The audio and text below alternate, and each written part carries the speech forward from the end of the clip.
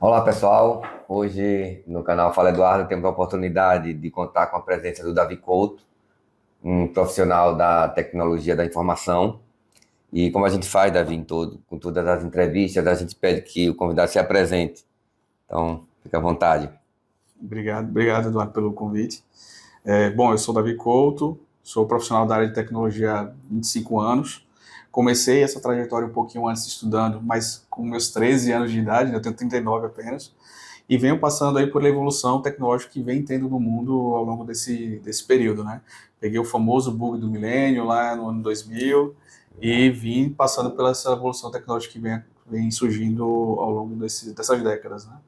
Certo. Isso é bem interessante. Trabalhei nos últimos anos dentro do mercado privado, sempre focado aí com ou educação ou o mundo do varejo, e agora estou tendo um trabalho diferente aí no mundo de serviços financeiros, Certo. O que é o Davi nosso é atuação. sergipano, estudou onde, se formou em quê? Sim, sou sergipano, natural de Aracaju.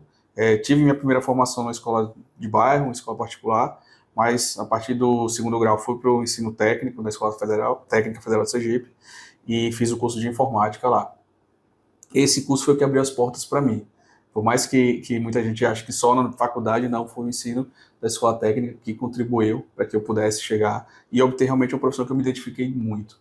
Depois disso, fiz faculdade federal, fiz estatística na federal, mas Hum. o curso que eu realmente queria era de sistemas de informação, e é um curso que não tinha na federal naquele momento. E aí eu fui para a Universidade Tiradentes, formei em 2005, depois fiz algumas pós-graduações, e voltei para o mundo da academia como professor.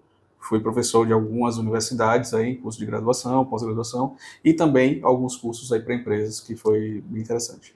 Davi, você tocou num assunto que a gente sempre tem debatido, que é a formação no sentido de colocar os nossos jovens, desde a graduação do ensino médio, com um viés mais profissional. Você vem de uma escola, antiga escola técnica hoje o IFES, né, Instituto Instituto Federal. Federal. Essa sua experiência, você considera que foi positiva? Qual Muito. a importância assim, dos jovens hoje ter essa preparação já no ensino médio? Eu acho importantíssimo. Para mim foi um divisor de águas. Eu deixei de ser criança naquele momento e comecei a ver o mundo de um jeito diferente, porque tive acesso a coisas que eu não tinha antes. Então, aquele ensino básico que a gente tem que ter nossa estrutura, eu acho que ele é importante, mas também apresentar o mundo de possibilidades é fundamental.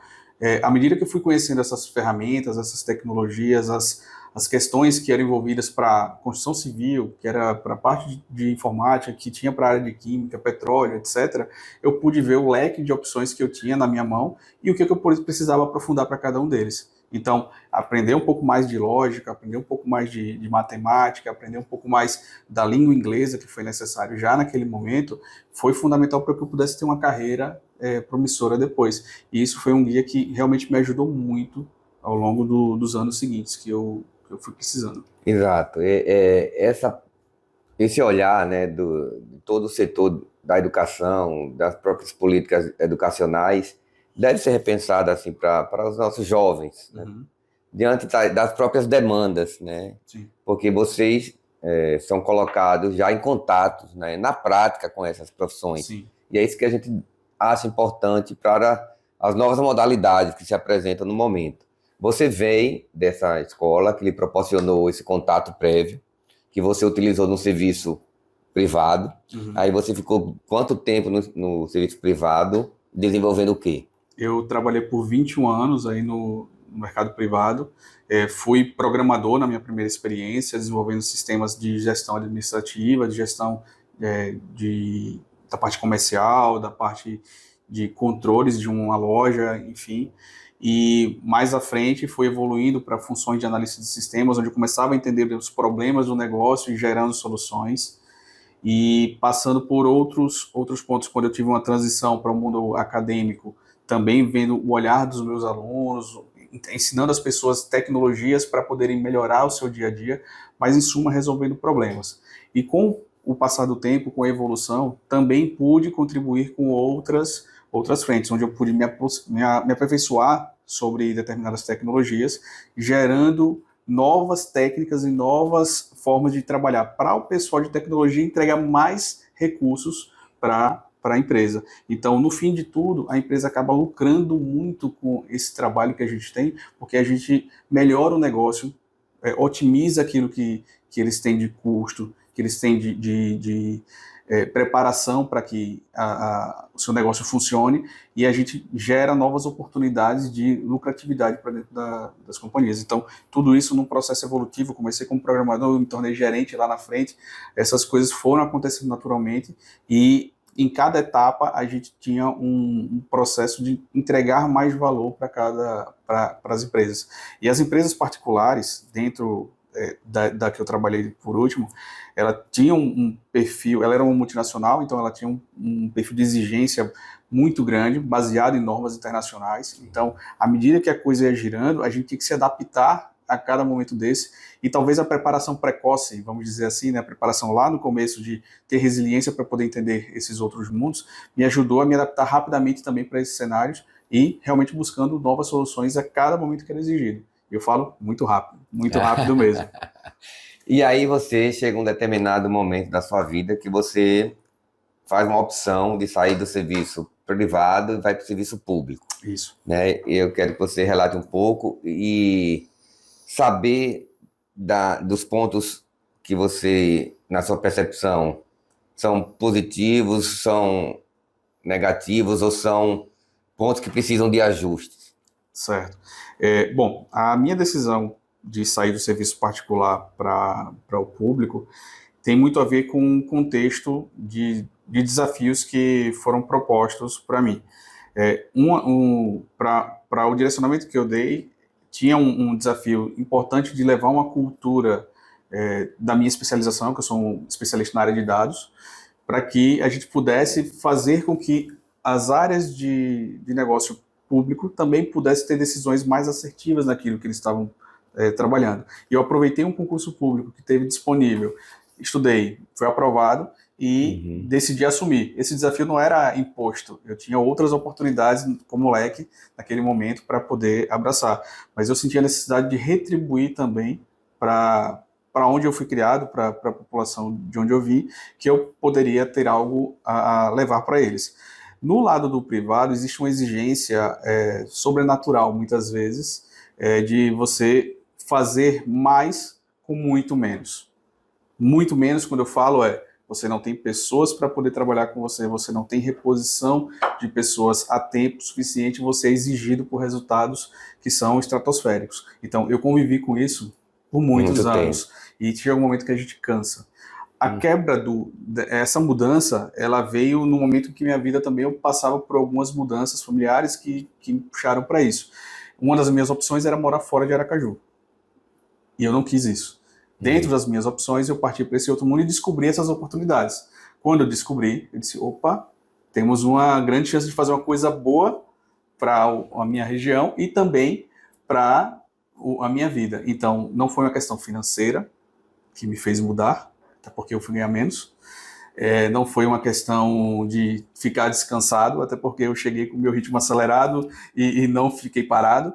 Eu acho que é uma questão de quais são os princípios que eu estava buscando. E me surpreendi.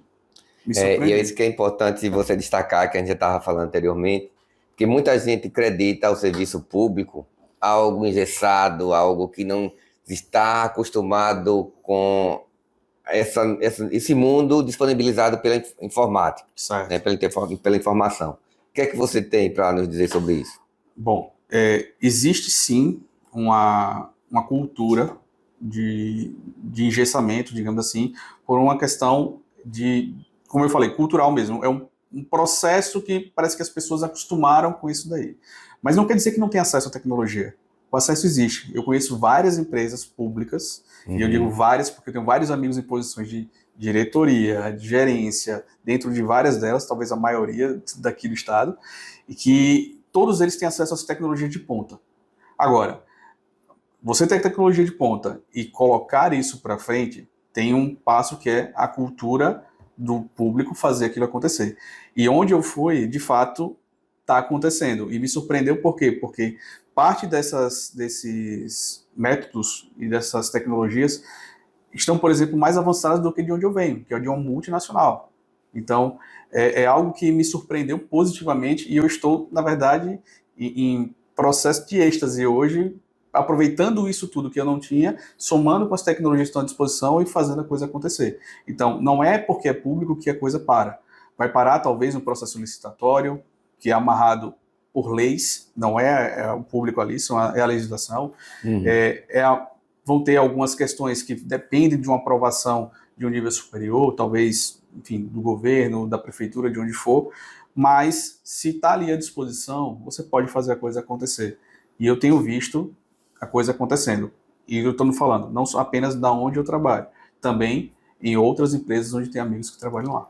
Eu observo isso também nos tribunais, né? Os tribunais Exato. têm investido bastante na parte de informática, na tecnologia da informação, porque diante dessa globalização, né, dessa internacionalização e dessas novas demandas, e talvez a pandemia tenha acelerado esse processo, Sim. né, a gente caiu nesse estado de coisas que a gente precisa tomar decisões rápidas, precisa estar com essa conexão em dia, as audiências virtuais, né? Os bancos virtuais ganharam um incremento. Como é que você analisa esse momento? Realmente a tecnologia de informação, a gente pode dizer que é a grande revolução ou a terceira revolução industrial, é algo assim que realmente vai mudar daqui para frente tudo que nós tínhamos de percepção, inclusive para o serviço público? Olha, eu costumo falar que a revolução digital ela já vem acontecendo há alguns anos. A gente que não estava percebendo. Então, esse mundo de você ter acesso a um autosserviço, você ter aquele caixa eletrônico que você tinha já, você não precisa ir na agência para tirar dinheiro. Há quanto tempo isso já existe? Há muitos anos. Você poder fazer uma transação no Internet Banking, por exemplo, também já tem isso há muitos anos. O que tem acontecido é que a população, essa nova geração que existe agora, ela não quer mais precisar ir lá falar com alguém, enfrentar uma fila e ficar esperando. Então, eles querem facilidade, eles querem que a coisa seja muito mais prática. E a revolução ela vai de acordo com aquilo que a gente deseja. A tecnologia está disponível e ela vem evoluindo muito rapidamente. Mas a gente tem sim essa revolução acontecendo já há talvez há uma década ou mais. Então, eu creio que sim, a gente não vai viver mais sem a informatização. A informatização ela veio para dar nova sustentação daquilo que vai acontecer, só que eu acho que vamos ter em breve talvez uma quarta revolução, que é a revolução da inteligência artificial. Ela já está aí acontecendo. Ontem, especialmente ontem, eu estava vendo uma palestra de 3 grandes profissionais. Uma dessas pessoas era uma professora da PUC de São Paulo, especializada nessa linha de inteligência, e ela comentou que a gente precisa agir tão rapidamente sobre isso que a gente tem que se preocupar com a ética que é utilizada dentro da inteligência artificial para que a gente não prejudique as pessoas, que a gente utilize isso de uma maneira muito consciente, não fazer o que aconteceu, por exemplo, em algumas situações de ferramentas como o Facebook da vida, como algumas outras que existem, que você utiliza os dados talvez para um meio que não seja lícito. Então a gente precisa respeitar as questões legais, mas também aproveitar isso para a gente acelerar as coisas. Tem coisas que a gente não precisa ficar repetindo. A gente não precisa fazer um trabalho que seja de ficar enrolando a mesma coisa a todo momento. Ficar digitando o mesmo texto toda vez. Já está pronto, vamos aproveitar, vamos passar para a próxima etapa, vamos usar nossa inteligência para outras coisas. E essa revolução já começou a acontecer. E a gente não está enxergando. De novo, a outra começou 10 anos lá atrás, 11, 15, sei lá, e talvez algumas pessoas não viram. Essa outra já está vindo. E está vindo forte. Quando a gente não sabe o que aparece com algumas ferramentas por aí, eu falei de rede social, que ela talvez seja a mais popular de todas, tem muita coisa acontecendo ali por trás. Por que quando a gente fala um tema, daqui a meia hora esse tema aparece numa rede social como uma divulgação de um produto? Tem vários Às vezes até assusta, né? Assusta, Você basta pensar, quando você vai olhar no celular, já aparece exato, aquilo que você mas pensa. qual é o grande detalhe? Nós aceitamos os termos e condições daquela aplicação muitas vezes sem ler. E aí está lá escrito que eles vão utilizar nossos dados para poder oferecer serviços. Uhum. E aí tem um microfone no celular que a gente esquece que existe. E aí ele vai captar alguma coisa e fazer um trabalho. Então tudo isso é inteligência artificial, tudo isso é voltado para negócio, gerar novas oportunidades de comercialização. Isso se aplica em todos os cenários. A gente pode, mais para frente, sei lá, ter alguma coisa voltada para a segurança pública. Por que não? Isso, a gente isso captar que eu ia algo, tocar justamente. Exato, nisso, né? captar algo dentro desse mesmo meio que é utilizado para vender coisa, talvez para gerar segurança, gerar oportunidade, uma violência que está acontecendo, talvez alguma expressão que pode ser dita e ser captada e levar para alguma central. Não sei, existem várias coisas que podem surgir sobre isso, mas o mundo público, ele só é um local que tem que cuidar da população, na minha visão. E isso, a tecnologia pode facilitar em muito. Também pode ser utilizada para o mal. Exato, Mas... e é isso que a gente precisa entender, né? É que a gente fala muito de um Estado moderno, um Estado menos burocrático, mais ágil na prestação dos serviços, Sim. Mas, pelo que você nos coloca agora e pelo que a gente tem encontrado, não podemos conceber um Estado sem a utilização da tecnologia da informação. Não dá para viver no mundo de hoje sem usar a tecnologia. Eu considero isso. Obviamente que existem níveis de conhecimento que você tem nas pessoas, e o trabalho que a gente precisa fazer, talvez, para nivelar, é da educação tecnológica. Não tem como ser... Eu estou defendendo a tecnologia, mas, na verdade, é sobre tudo. Mas a tecnologia é uma base hoje. É a mesma coisa. Você não consegue viver sem aprender matemática. Senão você não consegue fazer conta para poder pagar alguma coisa. Você tem que saber manipular o dinheiro. Então, são coisas que já viraram básico para que a gente possa avançar em todas as questões. Se eu quero ter uma coisa menos burocrática, que eu consiga agilizar alguma coisa para não ter uma fila, por exemplo, sei lá, de uma empresa de águas, eu vou fazer o quê? Eu vou tornar isso digital, fazer um agendamento, ou que todo o meu atendimento possa ser feito através de uma solução, de um aplicativo de um celular, ou através de um site, ou através de algum totem que possa existir em algum local, mas que eu não precise ficar esperando alguém que pode estar com dor de cabeça, ou pode estar sem enxergar direito o texto que está ali, não entender o que eu falei, porque eu talvez não tenha uma dicção muito boa. Então, tudo isso pode ser ultrapassado e agilizado com o uso de tecnologia. Claro que a gente nivela as pessoas para trabalhar com isso e começa a evoluir. Davi, já deu para perceber que a gente teria aqui um tempão enorme para falar sobre tecnologia de informação, mas algo que eu queria, assim, para a gente concluir, né? A gente fala do serviço público e a gente fala dessa necessidade de mudança, dessa incorporação das tecnologias, mas a gente não pode esquecer que a gente está numa fase de transição, né? A gente vem de uma época daqueles mais antigos que não tiveram esse acesso, nem essa habilidade de lidar com a tecnologia. Qual a sua percepção, uma forma de agregar esses novos modelos com aqueles que estão nessa fase, que pertence a esse quadro do Estado, mas que não tem essas habilidades tecnológicas? Então, existe um mito, muitas vezes com o pessoal mais idoso, e que eles não vão se adaptar à tecnologia. Mas isso é mito.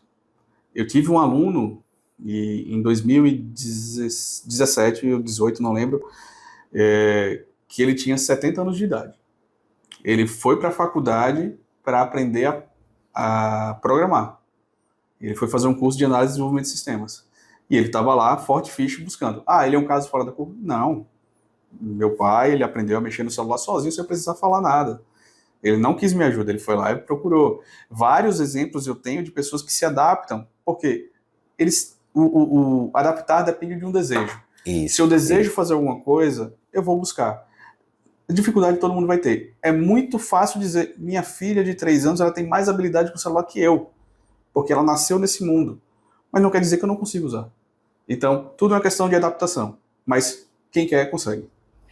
E assim a gente agradece ao Davi Couto por essa aula, por essa oportunidade, por esses esclarecimentos que nos levam a acreditar nesse Estado mais moderno, mais adaptado às tecnologias. E aí, Davi, eu deixo esses minutos finais para suas considerações.